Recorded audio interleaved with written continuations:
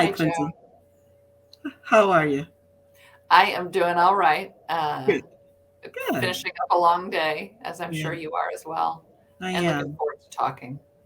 Yeah, yeah. I think this is an important conversation, Quincy. And, I have said often how concerned I am about the state of our democracy today. We see all this animosity, the misinformation, all of this swirling around. And it's sort of frightening. I don't recall a time when I felt like our democracy was in such a critical place as it is now. And I'm just wondering, do you feel that? Do you have that sense also? Yes, I do. I think a lot of people, it's easier to just think, well, our nation has been through so much, we'll make it through this. Um, and I do believe that we will, and that we will come out triumphant. A large part of that passing these bills that I've been working on, but the red alert, so to speak, is very real, and Mhm. it's not just us. It is also the Freedom House, which is an international watchdog organization that specifically looks every year at the state of freedoms and democratic systems in nations all over the globe. And it's always included the United States in its ranking.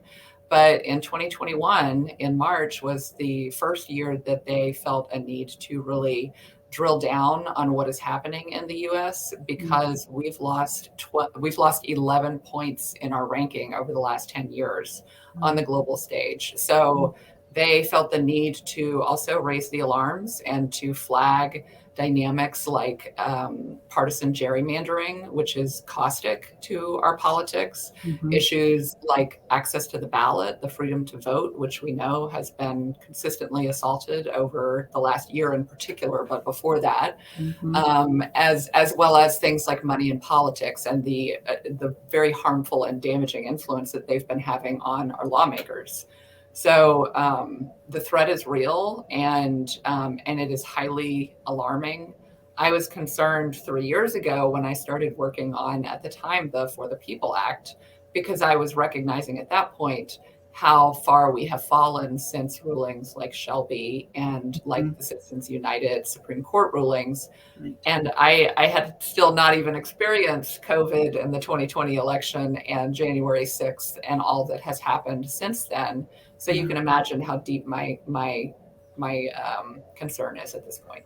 Yeah, I can. And I thank you for that concern because I think this is something everybody in the country needs to be paying attention to. And, you talked a little bit about the misinformation, but about the gerrymandering and, the election in re-engineering that seems to be going on in some states today. How do you think that's going to impact our upcoming elections? So 22 and maybe even 24. Yeah, well, there is a bleak scenario that is in the realm of possibility that has what we have seen in real time up to this point is that the confluence of social media, of a then president that will unabashedly lie about anything that works in his favor, as well as some undermining of trust of the American people in sort of our democratic institutions, our institutions in general, and then also COVID and all of the deep fears and suspicions and all of the worst things that the COVID pandemic has brought out in our civic body.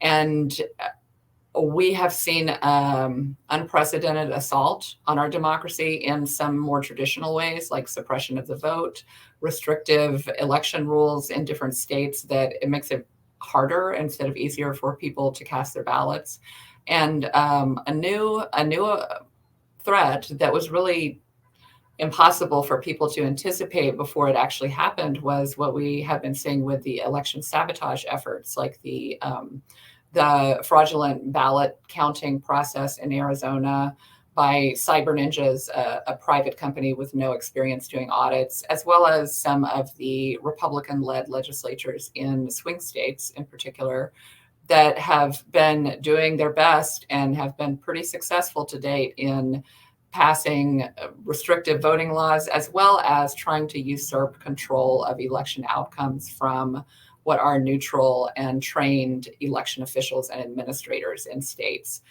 So those kinds of sabotage efforts in particular were not even something that was considered in the realm of possibilities a year ago. And now we saw one unfold in Arizona, and we're seeing states follow suit at that point. So if we are not able to stop these efforts, these really consistent and constant assaults on our democratic systems, then what we are looking at in 2022 is a very skewed election as far as, and particularly in swing states, as far as having the electorate able to equally have their voices heard and what the outcomes are going to be.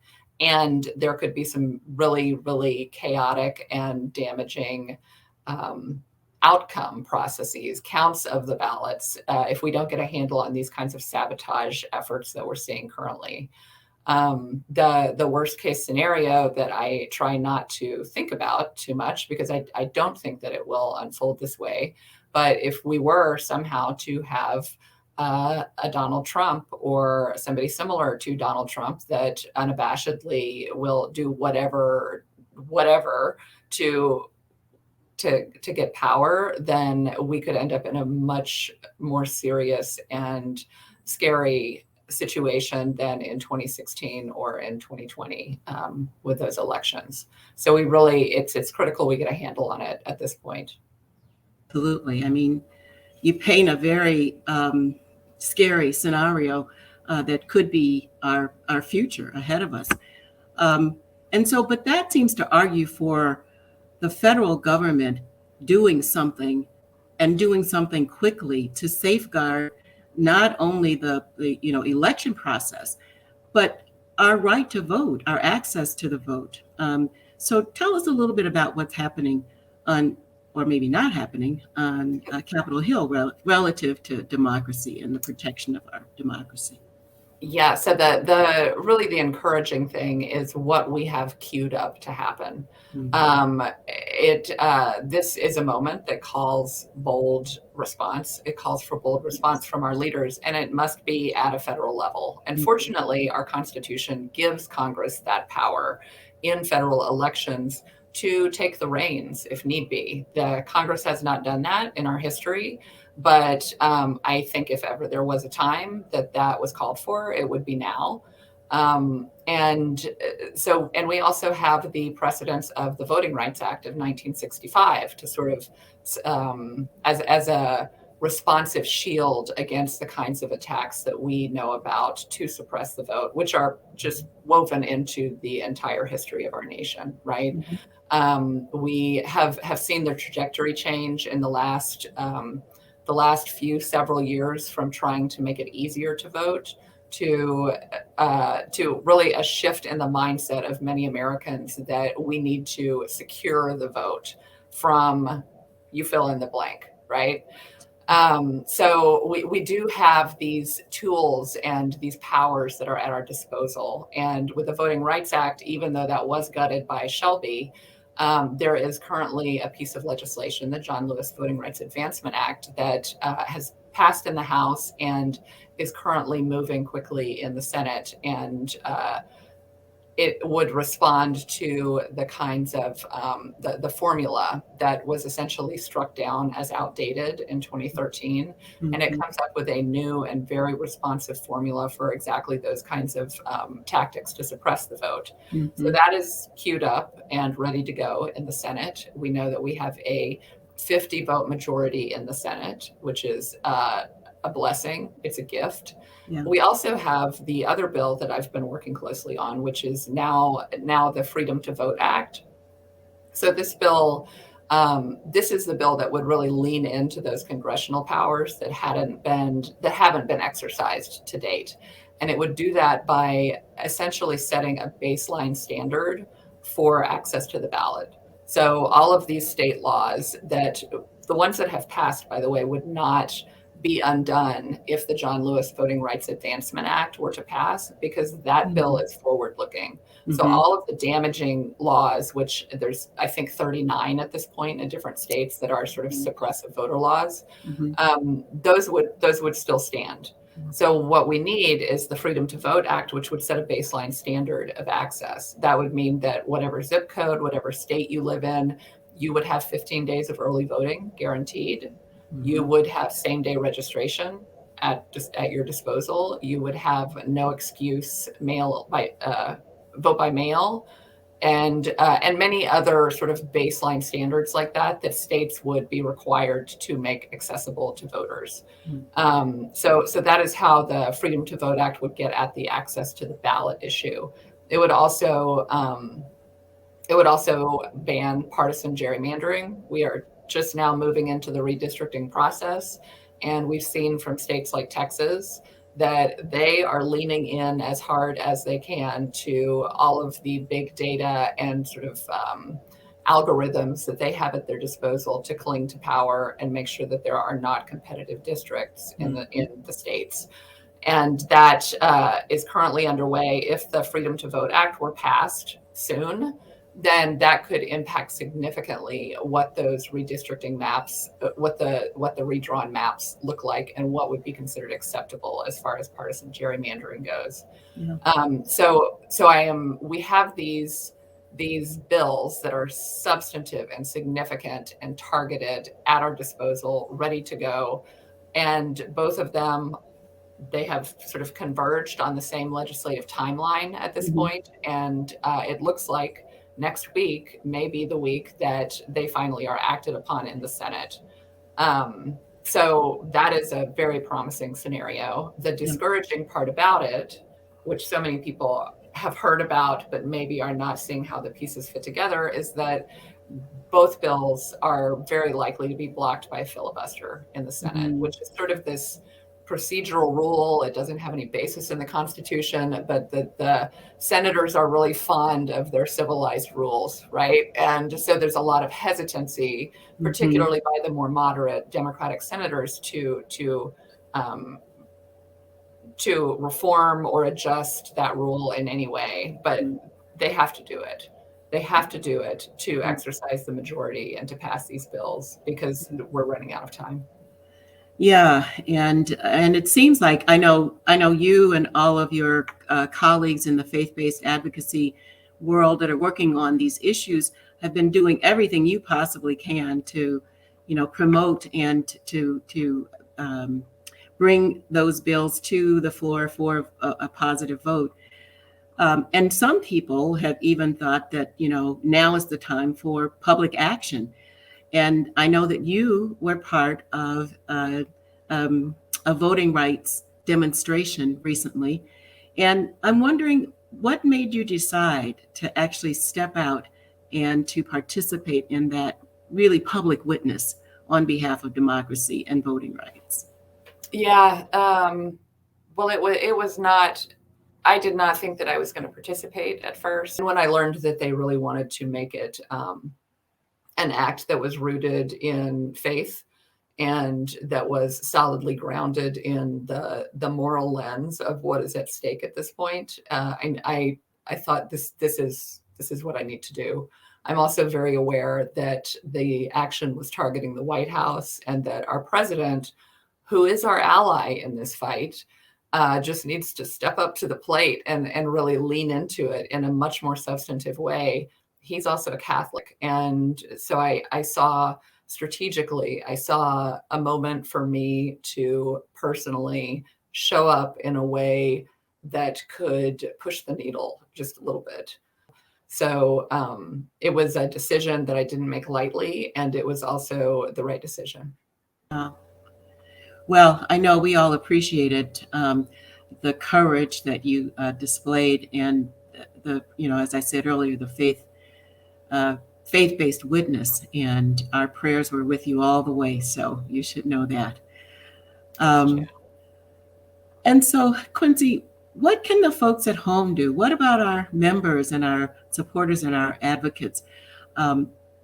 This seems like a time when we ought to all be speaking up and speaking out. So Have you got some thoughts about what we all can do? Yes, and some might find this answer discouraging, and others hopefully will understand. I would encourage everyone every day to call your senators and to tell them you want them to pass this bill. And don't just say, vote for this bill or support this bill. Say, you need to do what it's going to take to get the bill passed into law. Mm-hmm. And then after the filibuster, what we have decided to do with Faithful Democracy, which is sort of the interfaith coalition that we work in, that Network works closely with, is to lean into our faith groundings, because that process in the Senate, it is so high stakes, and it is so political and so unknown, with so many actors and unclear what the outcome will be, that we're moving into prayer and fasting to try to influence that process by literally asking for divine intervention, because we know that those confusing, chaotic situations, that is exactly where the Spirit moves. Mm-hmm. And we are imploring the Spirit to move among the senators and to inspire them to get on board with whatever path begins to take shape. Yeah. So we, our website, the Faithful Democracy website, we have set up a landing page, the Prayer and Fasting for a Faithful Democracy. We have ways that you can participate as an individual, and some suggestions for how you might pray, how you might fast, how you might bring in reflections about democracy, prayers for our senators, as well as actions, intermingling actions within your fasting and your prayer regimen, whatever you decide it would be. Mm-hmm. And we also have a place where organizations or houses of worship or groups of people that want to coordinate together some kind of prayer and fasting action within the broader campaign. We provide ideas, we provide social media support, as well as sort of template emails that they can send out to their members to let them know about this campaign. Mm-hmm. And the idea is less to track who's participating, and more to build momentum around these collective prayers that are being sent up for a good outcome. And we're also inviting every Democratic senator and a congressperson and a representative to participate, because we know that there are so many, especially in the House, Democrats that are just beating their heads against a wall about the things that they have managed to pass that remain at a standstill. Yeah. Well, we know with God all things are possible. So I think we can certainly all do our part along those lines. Mm-hmm.